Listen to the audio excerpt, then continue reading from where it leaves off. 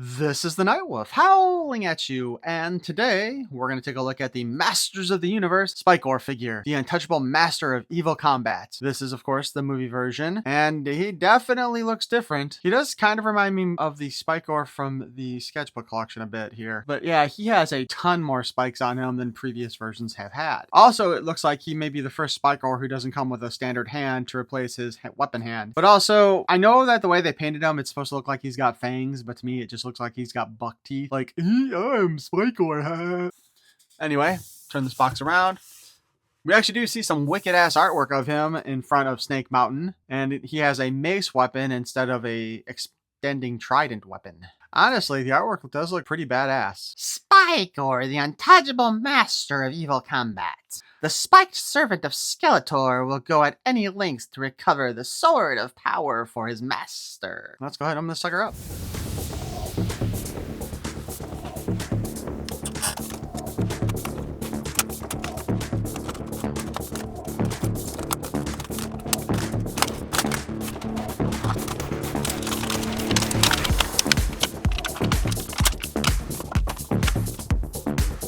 I don't know what it is with the plastic on these figures, but man, it feels like it's better quality than on the older ones. And I'm talking about the ones encasing it. Every time I go to cut it, it's like so much more difficult than usual.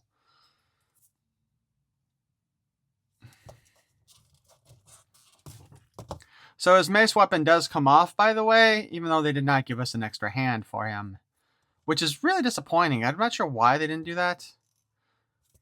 But it also appears that the bracers can come off and it's a standard arm underneath, which makes it actually even more disappointing that He-Man didn't have removable bracers. Although, damn. So there's a lip inside the bracer here, which apparently goes back behind that. Try putting that on here with all the little spikes here. There we go. It actually snaps on, which is kind of nice.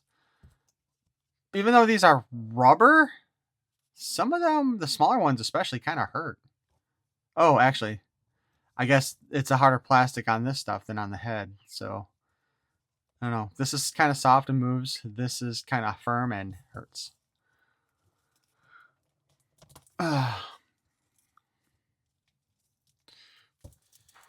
His weapon does spin around pretty good, though. Like I said, we'll take a look at the head sculpt here. Like I said, I know what it's supposed to be doing with those teeth, but it just looks like he's got buck teeth. Broken buck teeth at that, I guess. But we can turn the head sideways here. The ears in there, hidden away. Spikes all go backwards, so this is more like... Oh, this is actually kind of weird. Oh, look at that. We can see where the kind of rubber-coated part is covering the main part of the body on the back. And actually, yeah, you can even see the seam here at the neckline for that. Actually, it's kind of surprising that Spikor doesn't have more spikes on his back, really, when you get right down to it, because that would make a lot more sense as a protection on his back. Although I guess maybe these plates here are supposed to also be kind of spiky. Maybe in the movie they would pop up or something. I don't know. I'm just trying to think about this guy trying to sit on a toilet to go to the bathroom. He's also got a new loincloth here. Of course, we do have the regular belt underneath, and looks like some of the paint got rubbed off. It is, again, weird that they're actually painting the belt on these things. Also, real quick, here is our little thing here, where it shows standard origins coming apart ability, and then there's the whole, this one's not cut up like the He-Man one was. It is kind of weird that the first two figures that we were able to get from this line are Spikor and He-Man and not Skeletor and He-Man. So anyway, articulation-wise, head on a ball joint, move up and down, sideways, look up, look down on the side. Look like he's been knocked out in a video game. Arm hinges up and down. I would say because of the way this is designed. We got that extra rubber coating there, so it does not actually go up as high as standard Origins figures without the rubber coating. So we can only go up about that high instead of far, far up. And actually, if it wasn't for this spike right here, hopefully you guys can all see that. It might actually have been able to go even further. Single joint at the elbow with a pin so we can spin it. Obviously this fist spins, and they do have articulation on there. So it can go up and down or left or right depending on how you want to do it. Although the bracer again does kind of keep some of that at bay. And of course the chain here is mobile. And some of the links, I think we dealt with this once before with another chain, are actually still kind of like connected. The other hand does have the spin around feature as well and can move in and out. I do kind of like the spiked bracers here, but that's also kind of painful to touch. Spin at the thigh here. We can kick forward about that far, standard. Back about that far, also fairly standard. Bend at the knee, less than 90%, which of course is normal also. This set of spikes looks like it's glued in on the leg. Also right here. Because it does appear to be a separate piece because of the seam. At first I thought maybe there was another rubber coating on the leg, but no, it just seems to be the regular standard leg, just having it apart.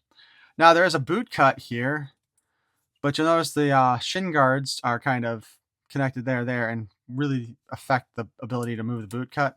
And if you do move the whole thing, it goes, and unlocks itself. The foot also has a hinge and a spin. I'm going to bet that these feet will also be used for Skeletor. Although I do think they are fairly standard in our Masters Universe Origins line. I'm not sure if they're with the original Origins or if they first appeared in the 2000X ones maybe. Because I think these might be the same feet in that one, though we haven't gotten Skeletor yet. But anyway.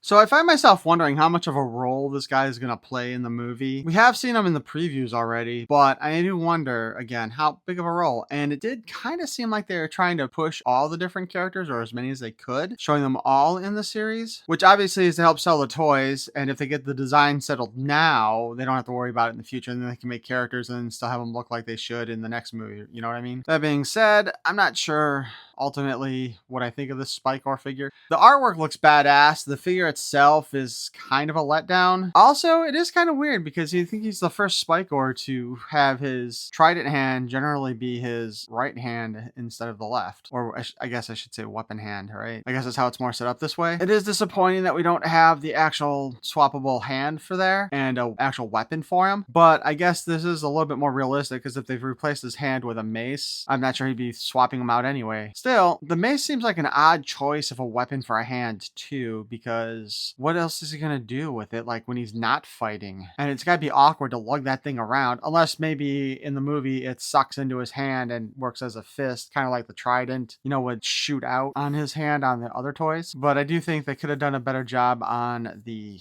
face on this one too, because that, like I said, that head sculpt makes him look like he's got some broken buck teeth there, and it's not very pretty. I don't know, the whole face on him just kind of makes me think that he's a moron, which would be fitting because he was in the cartoon, I think. Sometimes it's hard to remember who's doing what in the cartoons, or most Filmation characters on the bad guy side were idiots, with the exception of like Skeletor and Evil Lyn, Triclops maybe, but you got like Trapjaw and Spikor and Beastman, and pretty much everybody else were just idiots. But why don't you guys let me know what you think about this figure in the comments below, and if you enjoyed this look at our movie version of Spikor, please feel free to spike that like button. And if you want to hear more of my nonsense in the future, you can subscribe. Perhaps you might even want to hit that notification bell. Thank you for watching. Peace and love.